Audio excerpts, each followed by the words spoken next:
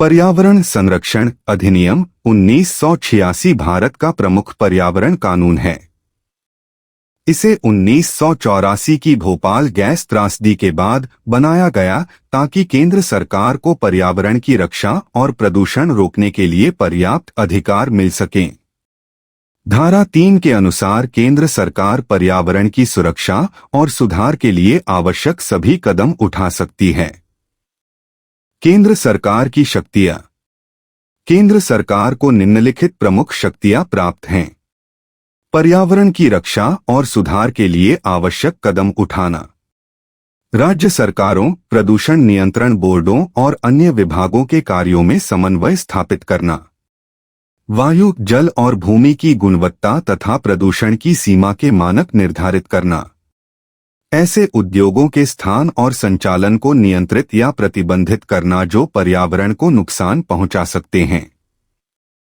खतरनाक पदार्थों के निर्माण, भंडारण, परिवहन, उपयोग और निपटान के लिए नियम बनाना।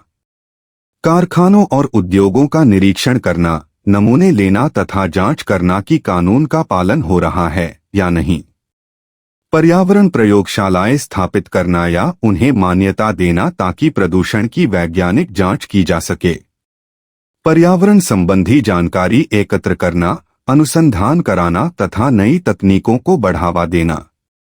धारा 5 के अंतर्गत उद्योगों या व्यक्तियों को आवश्यक निर्देश देना, आवश्यकता पड़ने पर उद्योग बंद कराना या बिजली पानी की आपूर्ति रोकना।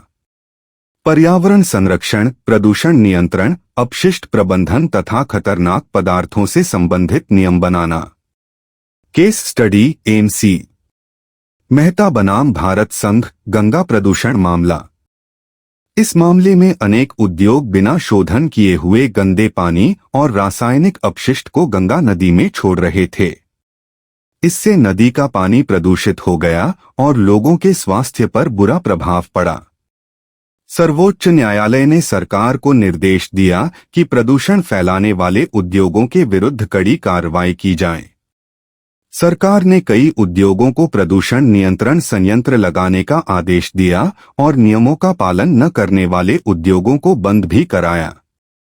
इस मामले से यह स्पष्ट हुआ कि केंद्र सरकार पर्यावरण की रक्षा के लिए उद्योगों को नियंत्रित कर सकती है, निरीक्षण कर सकती है और आवश्यक निर्देश जारी कर सकती है।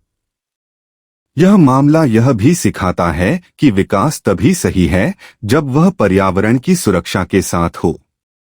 निष्कर्ष। पर्यावरण संरक्षण अधिनियम 1986 के अंतर्गत केंद्र सरकार को पर्यावरण की रक्षा और सुधार के लिए व्यापक शक्तियां प्राप्त हैं। वह नियम बना सकती है, प्रदूषण के मानक तय कर सकती है, उद्योगों को नियंत्रित कर सकती है, निरीक्षण कर सकती है, खतरनाक पदार्थों का नियमन कर सकती है तथा कानून का उल्लंघन करने वालों के विरुद्ध कार्रवाई कर सकती है। लेकिन केवल सरकार के प्रयास पर्याप्त नहीं हैं। प्रत्येक नागरिक और उद्योग का भी कर्तव्य है कि वह पर्यावरण की रक्षा करे और स्वच्छ, सुरक्षित तथा टिकाऊ भविष्य के निर्माण में अपना योगदान दे।